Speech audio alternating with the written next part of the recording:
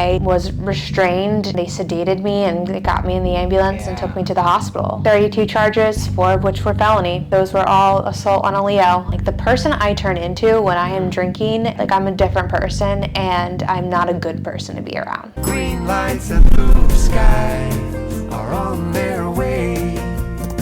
Yeah, they're on their way.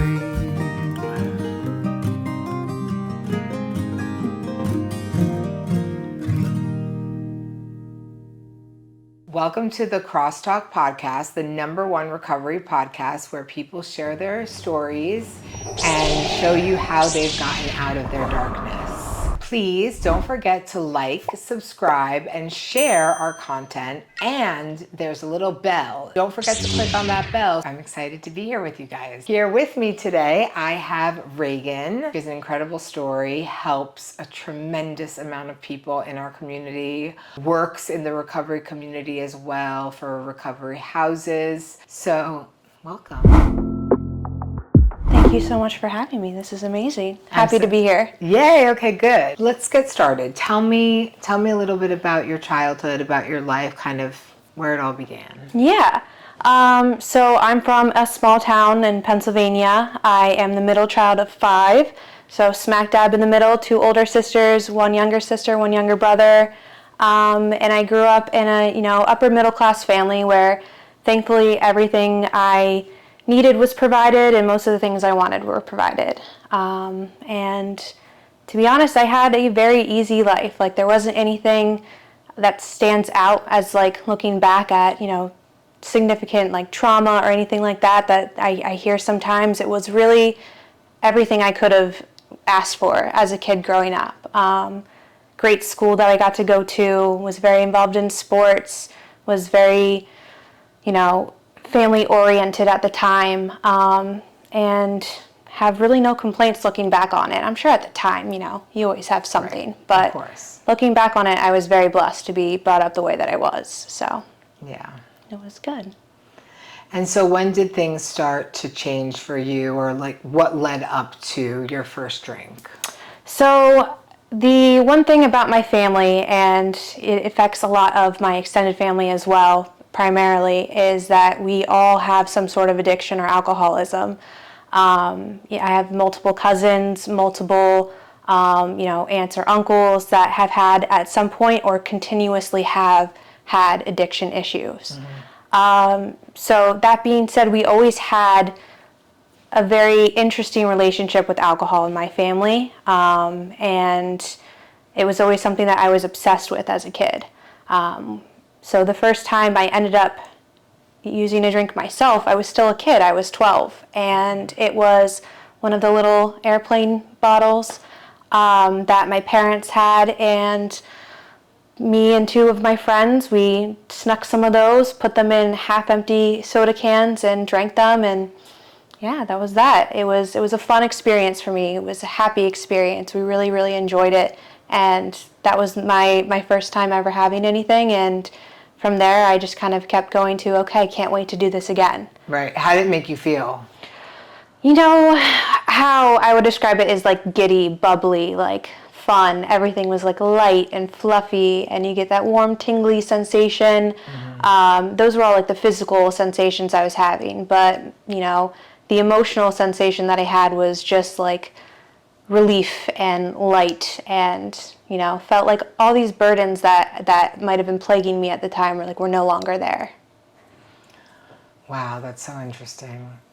And so tell me a little bit about how it progressed. What did the darkness look like? Yeah, for me the progression was kind of slow. What ended up happening was, I made it through high school relatively unscathed for the next 4 to 5 years after my first drink. It was, the weekend partying. There were definitely times where I was super out of control drunk, but there was also times where I could step back and just have little sips here and there and enjoy myself. And, I got very depressed, I think my sophomore year of high school. And that's kind of where things started to shift a little bit. I was more into drinking as much as I could to just relax and get out of my own head and my own space, right. And enjoy myself, because I felt like that's what I needed to do.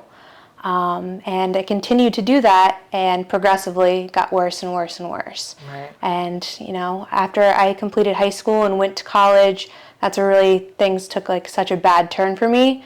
Not having that accountability of my family is there. I have to go home to live with them, so they're going to see what I'm doing and what I look like. I didn't have sports anymore to kind of keep me grounded and focused, and my after-school activities were no longer there. It was just me on a campus with 40,000 other people who were kind of doing the same thing, but in a different way. Right. So it felt almost like normal. It definitely felt normal. I mean, the kind of, what's the word I'm looking for? Culture of college and drinking is very much how I was drinking at that time, so I felt like I fit right in. I felt like everything that I was doing was par for the course, waking up at 8 a.m. to drink on a football Saturday was par for the course for everybody and every one of my friends. But for me, I just took it to another level, going out every single night, drinking excessively, and then eventually in college I started adding more substances as well. And that kind of all snowballed into an effect of epic proportions, where it was no longer fun to go out and drink and party. It was getting in the way if I went out to drink and party, because all I really wanted to do was wait until whatever appropriate time I thought it was to put the next substance in my body so I can get out of my own head. And that's all I was looking forward to every single day. Every time I woke up, all I wanted was that next time I was able to drink or use whatever it was. I definitely was similar to that. I had like almost a schedule of like going up and down, and just I had to have everything on me at all times, because if I needed to alter my mood or escape a situation, it was there, Right. So, tell us a little bit about, like, did you have any consequences? It sounds like, Oh, yes. I particularly know these consequences, and they're interesting. They're pretty funny. So my first consequence was I had to drop out of school. It had gotten to a point for me in spring of 2017 where I was no longer leaving my apartment, right? I was sat there all day on a couch in my apartment, drinking and using, and classes were a no-go for me. I probably had like a 0 GPA at that point, at least for that semester, because I just wasn't showing up. Like, I couldn't bring myself to stop using for even the hour and a half to 2 hours it would take to go to class and come back. I couldn't be that sober for that long. It was so uncomfortable. So my first consequence was dropping out of school. I called my parents and told them that I was, having some issues, was really depressed, and they decided a medical leave was best for me, which I absolutely agreed with. I didn't tell them that I was having an issue with, drinking and using drugs. They kind of caught on to that very quickly. Right. But at the time, I thought I was, kind of being a little slick with it, right? Right. So I come home from school. I'm back living with my parents full time, and they kind of give me a list of things that they want me to accomplish while I'm home. Because dropping out of school is a big deal. It's not something that we just kind of like ignore for the time being. They wanted me to do therapy. They wanted me to get a job and, try to be doing something productive with my time while I was home. And Sorry. very quickly, they caught on to the fact that I was not really interested in that. They caught me about 2 weeks in, staying up late after they all went to bed and drinking. I ended up setting the alarm off to the bar in my house because I tried They put to an alarm on the bar? There's an alarm door on the bar because it was an outside access. Oh, okay. So it was kind of like a sunroom converted into a bar. So it wasn't because of you? It wasn't because of me at the time, no. Okay. But I think they were definitely ended up being grateful that there was an alarm on the bar. Right. I set the alarm off and they came down. It was probably after midnight on a random, what day it was. It was a Thursday. And I'm there just, casually with my vodka tonic that I made myself. at 20, sitting in my parents' house, drinking their liquor, thinking like, Very this is, sophisticated. I was like, this is so totally normal and totally fine, right? Like, I'm a college student. This is what I do. This is a normal Thursday for me. And they very quickly caught on to the fact that something was not right. Like I had mentioned earlier, addiction is very prevalent in my family, but it wasn't something that was talked about in my family. It was definitely something that was, went unacknowledged, Right. even if they're protected, uncomfortable for people to talk about, because they didn't think that there was, that open-mindedness for everybody, right? I mean, now I think things have started to change, but traditionally there's such a huge stigma Absolutely. about addiction and alcoholism and just any substance use disorder or isms, right? Like sex addiction, gambling, like any of those things. But I'm hoping with this, podcast and just generally there's a lot of now information out there and resources that people can get help. So, it's like back then they didn't want to talk about it. Absolutely. Nobody wanted to talk about it. I remember I actually had an uncle who passed away, who suffered for a very long time. And I think I was 15 or 16 when that happened, and he passed away because of his drinking, but nobody would let, anybody know what the cause of death was. It was all very like a protected thing. Yeah. Even if we would ask, like, what happened? Like, how did he pass away? And, hindsight's always 20/20, but stuff like that should be important to share. Yeah. Especially when it, this affliction happens to more than one person in your family. It's important to talk about, and, I'm happy to say today that it's definitely changed in my family, but the catalyst was kind of me, which is something that I'm, proud of today. Yeah. But, the consequences and what happened with me wasn't something you could sweep under the rug. Right. I made a big splash in a big way. Yeah. So you're setting off the alarm in the house. Setting off the alarm in the house. Mom and dad see me drinking. I try to play it off as casual, and it does not go over well. I didn't think it would, but it didn't go over well. So after that, mom and dad set up, random drug tests for me to be taking. I don't think I passed a single one, so that wasn't really doing much for me. But, consequences of that were I'm no longer left alone in the house. So I'm 20 years old, I'm basically being babysat. If my parents were going out of town, I had to stay at my sister's, like a real thing. Yeah. I had to stay at my sister's house so somebody could watch me. Wow. And it was all very infuriating and frustrating for me, but I can't imagine, like, looking back how it was for them. Right. Right? Of course. Because I'm just a miserable person to be around at this point, like screaming, yelling, fighting. Like, I needed that. I told them I need to be drinking. Yeah. It helps me. Right. And it's just such a miserable mindset and an upsetting mindset, because that's how I felt. I felt like I needed that to function. I needed that to not let these, like, thoughts just, like, completely take over my head of how, like, bleak and miserable my life had become at that point. Right. And you've always been, like, a super high achiever. Actually, I find in sobriety, in recovery, I've met so many people who, have really excelled or are very smart, or like we intellectually know better, but, it takes over. And then for me, there's like this invisible line. And the minute you cross that invisible line, there's no going back. It's kind of like you start to need it more than just want to escape. Yeah. You start to just need that fix. Yeah. I mean, I can remember, it was a very long summer that I was home, right? I can remember just these times where I'd be like, okay, like, I have to get something done. Like, I have to get something done. My uncle ended up passing away that summer, and the funeral, the day before the funeral, I was like, I have to get this, like, little speech done that they wanted me to read, right? I was supposed to say a prayer and do, like, a little like 2-minute speech before or after. And I didn't write anything. I stayed up all night drinking myself to sleep, and thank God that my boyfriend at the time came and woke me up the next morning. He came to pick me up, fully dressed. Everybody left. They left me there. I was still passed out. Wow. You know?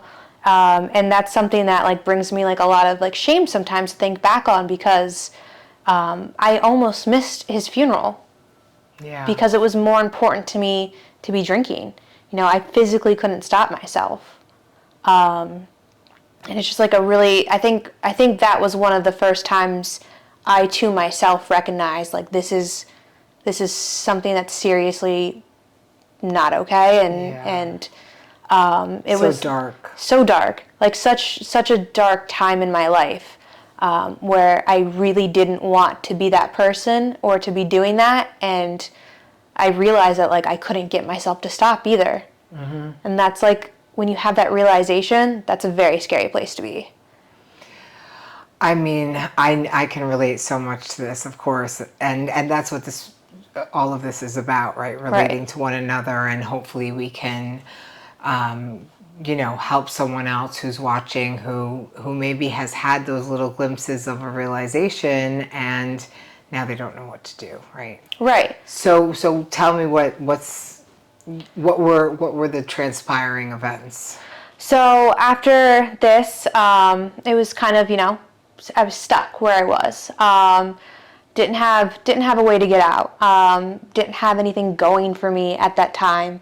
I had a seasonal job, not going back to school in the fall. And, that's kind of where I was. Mm-hmm. I ended up trying to get like a regular full-time job once school started, because I knew people would be leaving. I got hired at an Amazon warehouse. I went for a day. I went for orientation, I think, and then never went back. But I kept getting up, like it was a 4 a.m. to like 2 p.m. shift. And I kept waking up and leaving the house like I was going to this job, because that seemed easier to me than actually getting a job. And isn't that funny how like we go through all these hoops to put on this facade, and actually just like, look how well I'm doing. I have this job that I'm very determined to get to super early in the morning. The reality is I'm sitting in my car drinking, or waiting for someone to say, come over to my house, and drinking or doing whatever they had at the time. Like that's what I was doing with my life. Right. So that kind of transitioned into, me drinking in the car, or drinking like right after driving, something like that. And it was about 2 weeks before I decided that, I was going to really just relax and enjoy myself in a car. I was sitting there in a parking lot waiting for someone to shoot me that text. It was probably 5:30 in the morning. And I remember like just thinking like, okay, I'm just gonna have a little bit, take the edge off, because, at that point I had been heavily drinking for 7 to 8 months. I'm like shaking because I haven't had anything yet, right? And I was just gonna have like a little bit just to take the edge off, was the thought that I had. And that's the last thought that I remember having. And then I woke up about 3 days later in a hospital. Wow. It was, excuse me, it was terrifying. That's a terrifying thing to wake up to. Restrained in a hospital bed. No idea where I was really, what I had done, what happened, how long it had been. I remember when I first acknowledged that like my mom was in the room, and I was able to kind of like sit up and look around. And she was just so upset. And the first like conversation I remember having with my parents was, do you want to go to rehab or do you want to go to jail? Because those are your choices right now. And when you wake up restrained in a hospital bed and someone offers you rehab or jail, to me, there's only one solution. Mm-hmm. And that's to take the rehab, right? Right. And it wasn't until later, when I had finally been released from the hospital, that I learned what happened. I was taken basically straight from the hospital to an arraignment, where they read out this list of 32 charges. Wow. 32 charges, yeah. 4 of those were felony charges, and I was just flabbergasted by the report that this judge was like reading. I thought it was some sort of joke, because I know who I am, right? And like the story that they told me was like not who I am. Right. So what had happened was I decided to obviously drive somewhere after drinking an excessive amount. I ended up rear-ending a gentleman. And I did pull over to exchange information, but quickly got back into my car when I heard some cop sirens, and drove away. The road that I tried to drive down was closed. Wasn't going very well for me. Huh? Yeah. Right. The road that I tried to So you drive kept down. going. Yeah, I kept going. Okay. You know, across the road, you know, there's a retention pond, so I was I'm like, smiling yeah. because we can right Yeah, now. right. But it's Listen, not funny or no, okay. absolutely not. I just want to make that clear. But in hindsight, you know, sometimes we have to laugh about what we've done. In hindsight, I'm glad I can, because at the time it was very like shameful. Yeah. You know, I drove over, you know, through the closed road, through a retention pond. Right. Car didn't quite make it up over the other side of the retention pond. Shocker. And the cops finally caught up to me and said, okay, like, you know, we're kind of done running, so let's get out of the car. And my brilliant solution at the time was to tell the cop that, no, it's okay. It's all good. I'm actually a cop. I'm undercover from Miami. I'm going to like take care of all of this. Don't you worry. Which is like, where I got that, I couldn't tell you. I mean, I think that we just like reach for these lifelines that are so ridiculous to anyone who's not clouded. Yes. I had the thought a lot of what this cop must have thought, because I'm 20 years old. Clearly not a cop. Like, clearly drunk off my butt and just caused some real havoc on the road for these poor construction workers that were trying to work on this closed road. Right. And like that's what he hears. I wonder what he thought, but so he didn't buy it. Didn't buy it, no. And of course, my next natural reaction, because you know I have a lot of alcohol in my system, there are definitely other drugs in my system. My next reaction was to start trying to swing my way out of it, and that's when I was restrained and they sedated me and they got me in the ambulance and took me to the hospital. I mean, that's serious. It's serious, yeah. So, like I said, 32 charges, 4 of which were felony. And those were all assault on a Leo, because that's how many people it took. Wow. Took 4 officers 3 officers, I believe, and 1 EMT to like finally like get you down. Get me down. And I'm not like a right. big girl, like 5'3", like on a good day. Yeah. So the fact that that's how out of my mind I was. And that's not in your nature at all. Knowing you now for 6 years, you're not a violent person. You're calm. You're very... I try to be. I mean, I mean, we have our moments, but you know. Yeah, it's, you know, it was something to me that, like I said, I'm sitting there in that courtroom listening to this, and I think it's a joke. Right. Like the judge is reading the transcripts of things I said to these officers because it's all on tape, and just what I was saying to them, the language I was using. Like I never thought myself like a disrespectful person before. But again, like the person I turn into when I am drinking and using substances it's like Dr. Jekyll and Mr. Hyde. Like I'm a different person and I'm not a good person to be around. Right. So that was kind of the end of that. So I sat there, I listened to that, and immediately from the arraignment, my parents were driving me to a 28-day treatment center, and I remember like that was the first time I felt relief. Like that was the first real like, okay, maybe I don't have to live my life this way anymore. I don't have to be this miserable person, and like we'll give it a try. We'll see. So was that the moment that the flip switched? Close to it, yeah. Okay. Definitely close to it for me. Because while I had this idea of, you know, treatment was going to like heal me, I didn't quite have the idea of I was never going to do this again, right? I was under I didn't know anything about recovery. You were 20. I didn't know anything about recovery. I was like, okay, so I'll take a year off, then maybe like only drink beer or something after that. Like that was my idea of recovery. It was like a tolerance break, like an extended tolerance break. That makes sense. Yeah, that was all I knew. So that's exactly what I did. That was all I knew. Yeah. So I go to this 28-day treatment, and they have, they kind of explain what addiction is in detail. So I have more information under my belt while I'm there. And I learn a lot about how the disease of addiction works, how it changes, your mood, your thinking, your perceptions, your attitude, and how, I could become that person.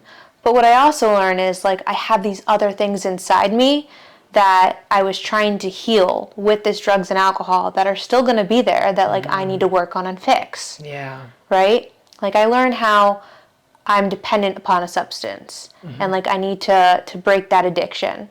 But I also learned how, I have, internal things that I needed to fix. And that was the first time, it kind of made sense to me. I was like, okay, I can get behind this. This is something that I knew I was why I was using at first, right? Right. That was it. So tell me what that recovery process, the initial recovery process looked like. Yeah, the initial recovery process for me was a lot of therapy, and then eventually it became a lot of self-reflection. But I didn't really start my real recovery process until I ended up coming down to Florida, which is where they sent me immediately after the 28 days in the treatment center I was at up north. I came down to Florida, and at the time I thought it was the worst thing in the world that I could have possibly have had happen to me. Right. Because, I'm very far from home. I had my birthday that was coming up. I was about to be 21. I had a boyfriend that I was very committed to. I had my family. I had, the holidays. And I was like, I can't be in Florida for that. But it ended up being the very best thing that could have ever happened to me. My first, real instance of recovery happened after a therapy group. I had a therapist who knew when to push, let's say. And I had been there for a couple weeks and wasn't really, doing my best or doing what I could have at least. And he came into that group that night and had warned me that I would be doing some work, and he came in and passed out these pictures to everybody except me.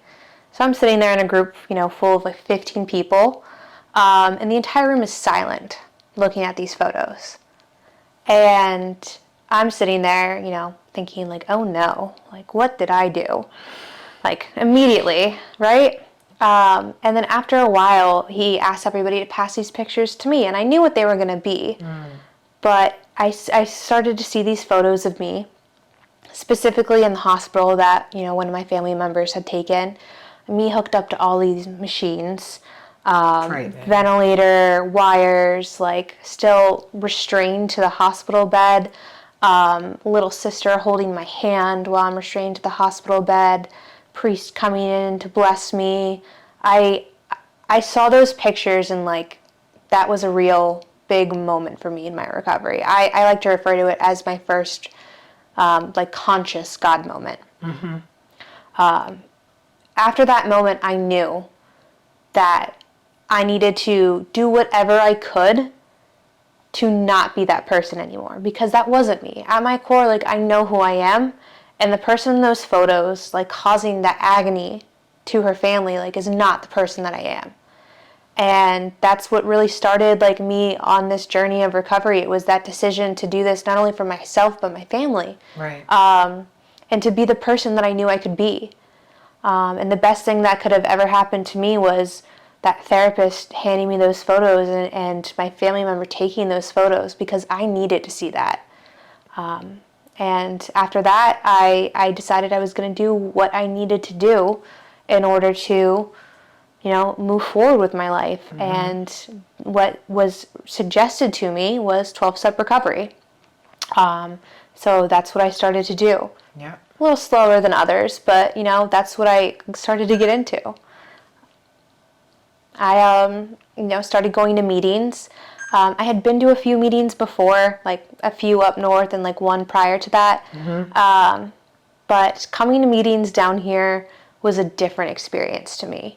And so many people say that our community here in Delray Beach really has great meetings, and we're very lucky. And I think that's why families send people to Florida. Yeah, absolutely. We're like the recovery capital. It or is. one of, Yeah, it's I guess you could say one of, but it definitely is like the recovery capital because one of the original recovery capitals. One of the original. It's hard to describe for people who haven't been to a meeting down here, but the amount of real recovery, and I'm not talking like years, right? I'm talking about like the feeling of being around people who want your best interest, who are also trying to change, their lives for the better. The open discussions, the age range, that was huge for me. Right. Right? Because the meetings I had been to before, not to try and offend anybody, but I'm 20 years old. It's like 50s, 60s, 70s, like it's hard to relate. Yeah, it's harder to relate, right? Great people, nice people, but like I wasn't one of those people. I'm 20. What am I doing there, right? Of course. Down here, I'm 20. I look over, that person's 19. Look the other way, that person's 23. Like there are a ton of young people down here, which was really like a comfort to me, right?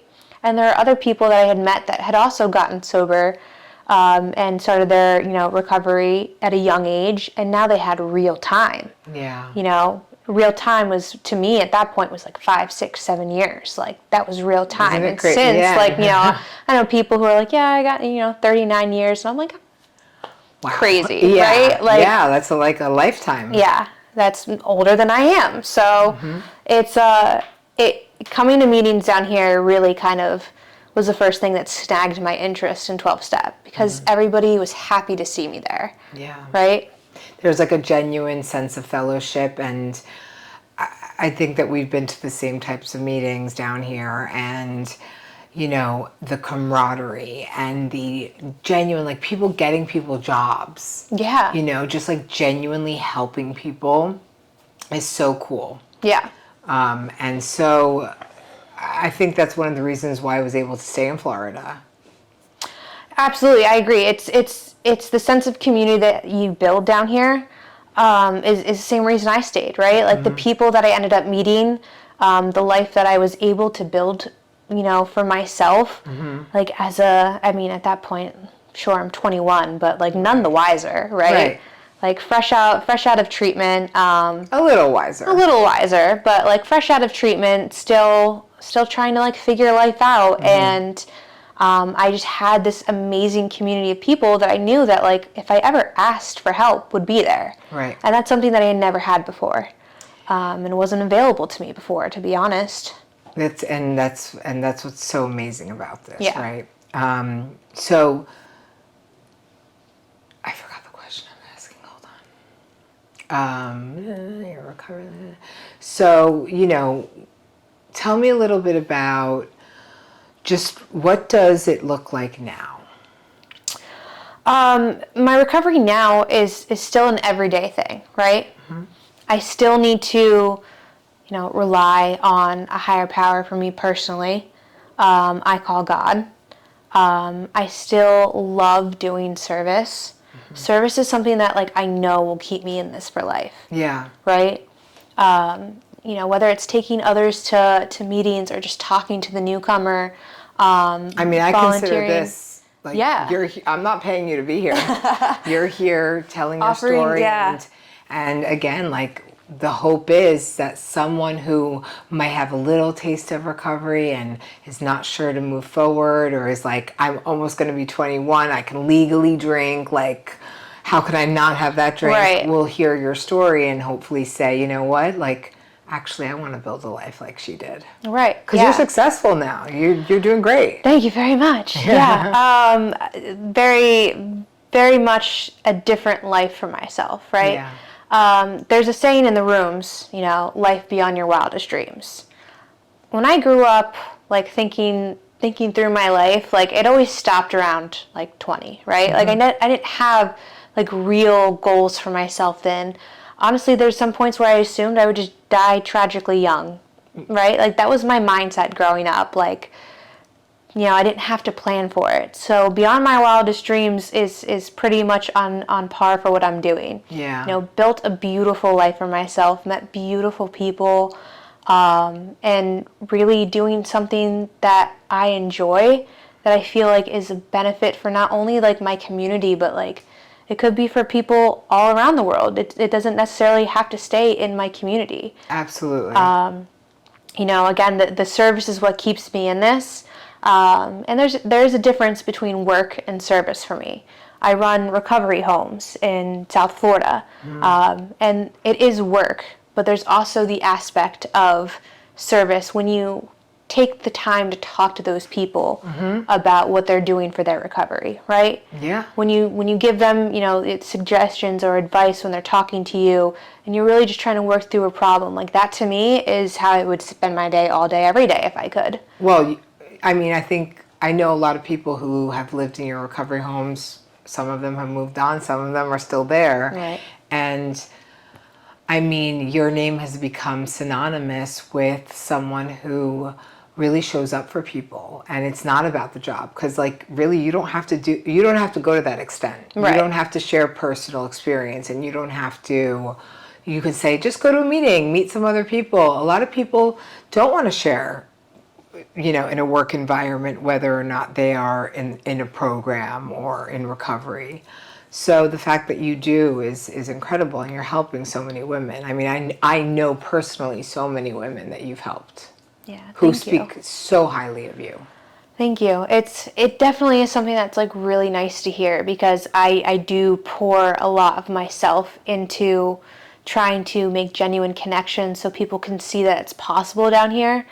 You know, there's a part of me that selfishly still does it for myself, right? Of course. Because that's kind of the way it is. But It's part of how it works. It's part of how it works. But, you know, there is an aspect of me like going above and beyond. Like, you know, I have clients that, you know, start to get involved in, you know, running a meeting for an alumni like group for their treatment center, or just chairing regularly at a meeting, and they're asking me to speak, and I'm like, oh my gosh, like it's happening. Yeah. You know, it's so exciting when people get involved that like I don't want the first words they hear from me to be no, because I want to help support people as much as I possibly can. And, you know, it doesn't always work out, which is like the harsh reality of this. The statistics are not good. Yeah, the statistics are not in our favor, but it's possible because I've seen it. I have seen people who, you know, come in who I think like, you know, in the back of my head I have that thought of like, it's, you know, not a great road for them is how it's starting out. And, you know, they turn it around. Right. To my surprise and like immense like, you know, just happiness. Yeah. They shift themselves. They hit that Isn't switch. it so cool watching that? That's one of my most favorite things of helping people is, you know, I always say, and don't get me wrong, I'm in a 12-step fellowship, and chairing a meeting and all of that is service. But to me, service lights up for me when I see someone transform. Yeah. And I see this like darkness in them, and not so much you know, not much hope, or they're still doing things that are undermining their own recovery, right? But it's part of their journey. And then when it starts to flip, and the transformation and the light coming into their eyes, and it's just so beautiful. Yeah. There's something so special and so magical about seeing that. Yeah. It really is one of the reasons like I stay where I am in that job, and at like large in the program, right? Because there's something so almost addictive in itself of seeing that happen. It is. And people actually who don't know 12-step fellowships sometimes say they are a cult, and they're not really a cult if you go and learn, because there's no one leader, and there's not all the aspects of a cult. But what there is, you know, adopting a system of beliefs, and mostly principles, right? Like the honesty, integrity, being compassionate to others. You know, there's like a list of principles that we try to live by in recovery and in our daily lives. In our daily lives, absolutely. Has to be in our daily lives. And we try, I mean, everyone has a bad day, but we try always to emulate it and be a good person. Sure. right? Yeah, I mean, I got sober through the 12-step program. That's just me. That's just one story, right? Yeah. But for me, it works because of those reasons. Yeah. For me, it is, practicing it in my daily life. And obviously, I don't do it perfectly, nor does anybody else. But it's just something that aligns with who I feel I am as a person, like my morals, like those 12 principles that you just mentioned. That's something that I truly believe in and truly can get behind. And someone just happened to write it down in a book or on a piece of paper, and it was presented to me, and that's what I chose. And that's the only, the only reason I'm here. Same for same. I love my 12-step program. And even though I do believe that there are people who recover without one, I think that having that community is makes it even better, and if you give it a chance, there might be that spark of I actually like this. Absolutely. That's what happened to me. Yeah. My first meeting, I was like, why are we holding hands? And everyone's saying this. Why is everyone so happy all the time? Yeah. I was like, what is happening here? But there was almost this addictive. I mean, the first meeting I went to was more than 100 people. It was that 7 a.m. morning meeting that they talk about here in Delray. And, the feeling, the energy in the room was electric. And there was something about that I was like, I just heard someone say how down in the dumps they were. If they can do it, I can do it, And hearing your story, if you can do it at 20, anyone can do it. Yeah. I mean, getting sober at a young age is very, very hard. Obviously, that's my only experience. Right. But talking with others who have either tried or have also done it, you're 20 years old. A lot of people are still growing up at that point, right? I know people who younger than me have gotten sober and have more time than me. It's a very difficult thing to decide to commit to for the rest of your life, right? Especially when there are other people who, it feels like doom and gloom. It feels like doom and gloom, yeah. It's like, how am I supposed to make this all-important decision for myself right now at this time? I don't even have a college degree. I barely am out of high school, all these things that I thought I had set up for myself are all of a sudden gone due to my addiction. But now you're saying I have to make this life-altering choice now was crazy. It's the big fear of missing out, the FOMO, right, as well. Because, what are other 20-year-olds doing? They're not in rehab, I can tell you that. Not all of them, at least. That's so true. And I used to have such FOMO. And then someone, I don't remember who it was, a long time ago, like 7 years ago, said to me, now that I'm in recovery, I have JOMO, the joy of missing out. Yes. And I love that so much more, JOMO. But, I do a lot of, I keep my schedule full and everything.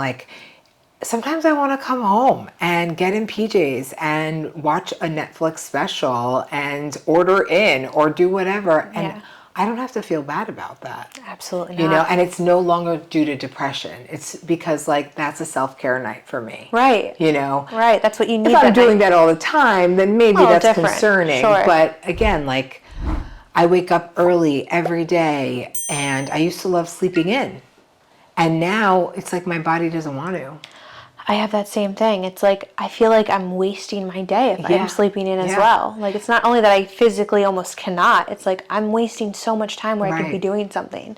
And I connect it with being sick, right? So there is that day where I'm I need to sleep in today. And don't get me wrong, I have days where I sleep in. But, it's it's because I need it and not because I want it. And I want that day to fly by. Right. Where I'm not present. Right. Which is the shift, right? It's that difference of today is that I want to be present. I want to kind of that beyond your wildest dreams. My dreams were totally different from the life I'm living. The feeling, this happiness that I have today, and every day is not the same, but this I can get through anything kind of right. underlying thought, right? Right. Like, I personally have never had as much fun in my life as I have had while being sober. The things I've been able to do because of it has been incredible, and definitely nothing I ever would have imagined for myself. Yeah. Right? Like, I just got back recently from a trip to Europe. Like, Europe. Yeah. That was like my dream. I was like, I can't wait to get to Europe, right? But I'm thinking like in my 40s or 50s or after retirement, it's like I got to go this year to Europe. It was beautiful. Yeah. It was so much fun. And just like on a weekly basis doing things with my friends, whether that's mini golf or the movies or just going out to eat. It's like whatever I'm doing, I'm always having fun. Yeah. I'm always enjoying my time with them. And I'm able to do that. And I'm also able to get through like the difficult things that come along with life, because, you know, just because I started, having a life of recovery and got sober does not mean life got the memo that everything's supposed to be rainbows and butterflies anymore, right? Well, life shows up, right? Shows up, and it Yeah. has always shown up, and it will continue to show up, but I'm able to show up for myself now and like manage and get through it and rely on the people around me to be my rocks and my supports and just help in any way they can. And I know I have that, and I know I can do it. That's amazing. And I know I don't have to drink or use drugs over it, and that is the beauty of this. Like, that is, at the bottom line, like, that is what it all comes down to for me. Like, I can do anything. I can continue to work on myself. I can get through anything and everything, good times or bad, and not miss a drink, right? Right. I don't miss it. I feel the same way. Like, I thought I'd miss it so much. I thought, so did I, again, 20 years old. Yeah. What am I going to do at my wedding? I'm not going to be able to drink champagne at my Right. wedding. The fact that I don't think about it anymore is Right. incredible. Like, a way to self-soothe now, to me, like, a drink doesn't even cross the mind. No. You know, like a million other things. Like, maybe I'll get my nails done. Right. I mean, I'll take a bath. Maybe I'll go to Target Right. or something, you I'm a know. big bath girl. I Yeah. love a bath or just like a snuggle with my puppy. That's the best. That's all I need. For me, that's yeah. the extra best. You know how obsessed I am Yes. with my baby. No, I know. I know. Well, I mean, I love this, and I want to ask you, if you could go back in time and tell your younger self before, you know, it all went down, and even though you had this great life, like, if you could tell yourself something, what would you say? Sneeze. It's okay, sneeze. I'm trying to hold it. Sneeze, there's tissues too. I think we're good. Okay, sorry. We can cut. Sorry, I was just like, it was really coming. I was like, don't sneeze. No, it's sneeze. Okay. No, we're good. Sorry. Yeah. So tell me, what would you tell your younger self? That's a really hard question, because I feel like the one thing that just like comes to mind is just keep moving forward. Because at the end of the day, that's what I did, and that's what's gotten me here. Looking back doesn't really afford me any help, right? And stopping also gets me stuck.